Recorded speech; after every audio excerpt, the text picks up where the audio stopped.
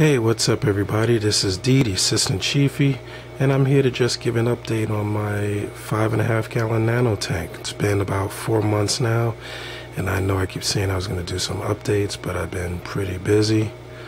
This little tank has been through some ups and downs. I tell you, the funny thing about a nano tank is the trial and error period, the learning curve is very short.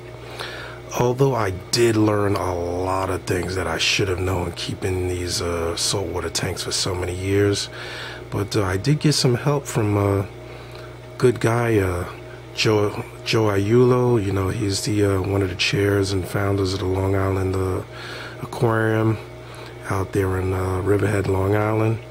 And I found some things with the tank that I probably should have known, and it taught me some things that I'll keep up in working with my larger tank. I've been keeping a larger tank for about 10 years now, and I found some tests, man. I've been testing the magnesium and things because I always had problems with corals such as this leather coral.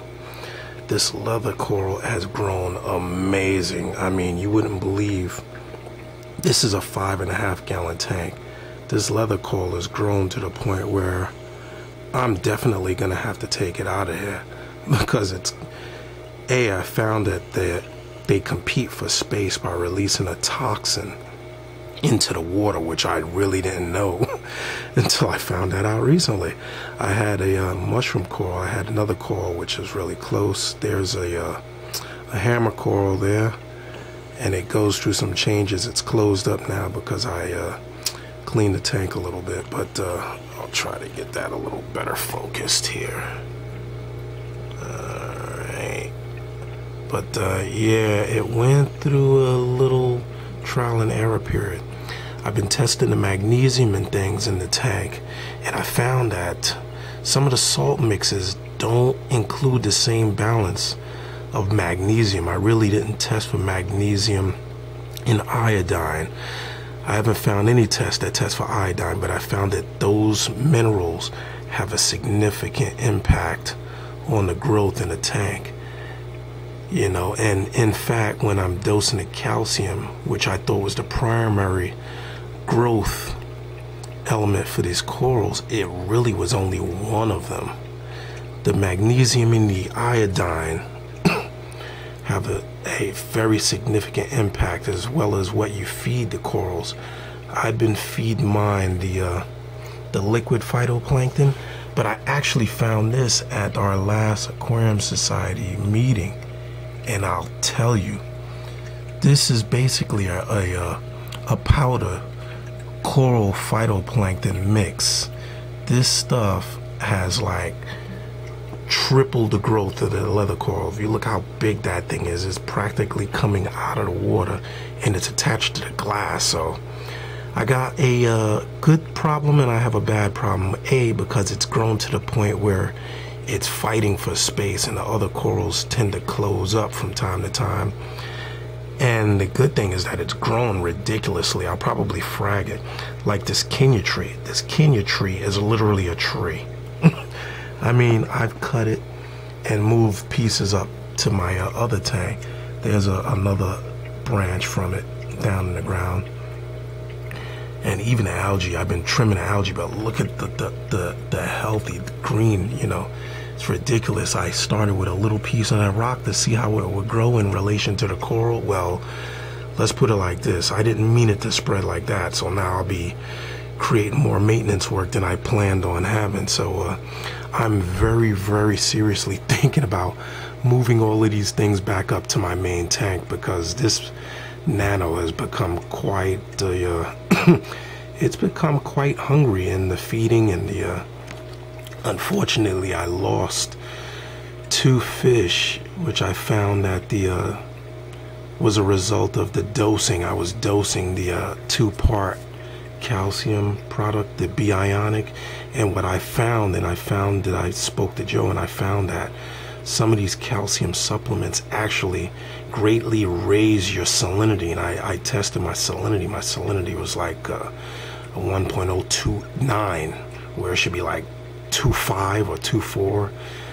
So I lost one clownfish, and I found that my salinity was like 5 points above what it should be.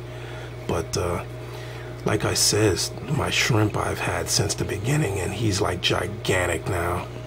He may be beating these damn fish up too. If I wouldn't be surprised, because I look at him, he goes through a little some temper tantrums once in a while. He could pretty much grab them if he wanted to. But the tank is doing excellent, you know. The growth in here, like I say, this coral is out of the tank. I made some changes. I don't know if I showed my last video, but my daughter had the idea, because this is underneath my planted tank in the basement. Since it was just an experiment down here, it was like a grow out tank and became a project in itself. But you know what I did is I just cut the door, so I have I don't worry about the protein skimmer. I'm changing probably a quarter or more than a quarter of my water every week. This is 5 gallons, so I'm changing like 2 gallons between 1.5 and 2 gallons every week. So you know, and talking to Joe is like, you know, the protein skimmer basically removes, you know, the phosphate. What same thing I'm doing by doing water changes. So, and I have some phosphate remover in there. My bio wheel is the only tank that I actually had really good success with. That bio wheel phosphates are at 0. Changing the water, nitrates are at 0. But the problem was, you know, dosing a tank this small, very careful not to overdose it or calcium. And if you look at the clown, I could tell by his slime coat that there was a problem.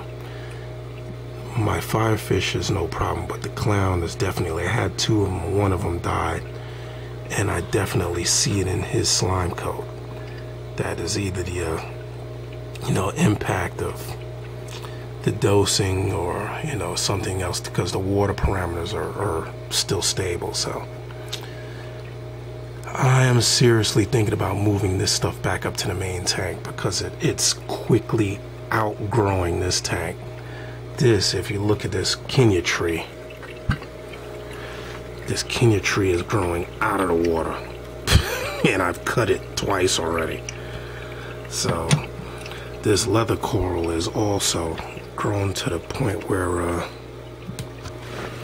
this is going to become the leather tank, because the coral is attaching to the glass, and it's the entire side of my tank is that leather coral, even though my shrimp loves it. But you know, he's not the boss of me. Alright, so people, those are some purple mushrooms I was trying to attach to this little branch, and they kept moving all around, so I netted them down until they attach. And that's it. That's the 5.5 gallon. No big fancy system on it. Like I said, this was just a little grow out experiment, since I used this tank for keeping fish until I put them in the big tank. But my daughter wanted to keep the clowns in there, because you know, I couldn't put the clowns in the big tank because those fish have been in there for over 8 years. So adding these little guys in there is like, you know, starting a fight. But that's the tank, 5.5 gallons.